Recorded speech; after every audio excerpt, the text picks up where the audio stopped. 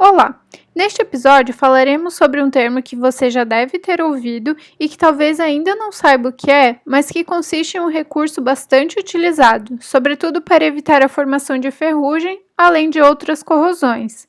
Tratam-se de metais de sacrifício, também conhecido como ânodos de sacrifício. Então, quais metais são esses? Metais de sacrifício são aqueles usados para revestir superfícies feitas de outros metais, cujo potencial de redução é menor que da espécie revestida. Isso significa que em um meio oxidante como o ar, por exemplo, que contém gás, oxigênio e água, a camada de metal externa é sacrificada, pois oxida no lugar do metal que está no interior da estrutura, atuando como ânodo. Este tipo de proteção é chamado de proteção catódica, visto que o material protegido torna-se o cátodo frente ao metal mais oxidável. Entre os metais de sacrifício mais comuns, encontra-se o zinco, que tem potencial padrão consideravelmente baixo de menos 0,76 volts, sobretudo quando comparado a metais bastante usados na fabricação de estruturas metálicas, como o aço, que é composto predominantemente por ferro, cujo potencial padrão é de menos 0,44 volts, ou seja, tem potencial padrão maior que do zinco, portanto o zinco oxida em seu lugar, impedindo a formação de ferrugem. Assim como no exemplo anterior, em muitos outros casos, os metais de sacrifício são usados para revestir superfícies de aço, que consiste em uma liga metálica de 98 a 99% de ferro e o restante de carbono, para evitar a formação de ferrugem.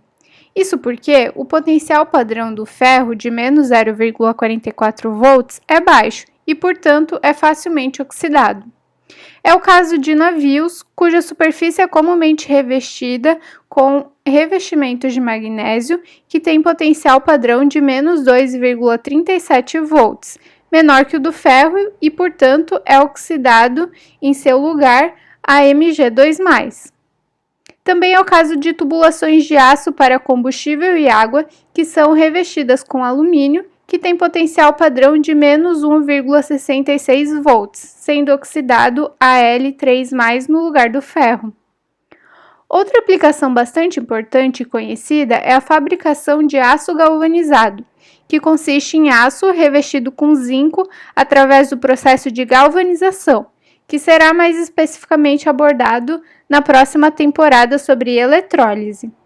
Como vimos anteriormente, o potencial padrão do zinco é de menos 0,76 volts, de modo que ele seja oxidado no lugar do ferro a Zn2+. Apesar de os metais de sacrifício serem bastante usados, nem todas as formas de proteção de metais se resumem ao uso deles. Por isso, veremos algumas outras possibilidades no próximo episódio. Então, como diferenciamos se o metal usado como revestimento é de sacrifício ou não?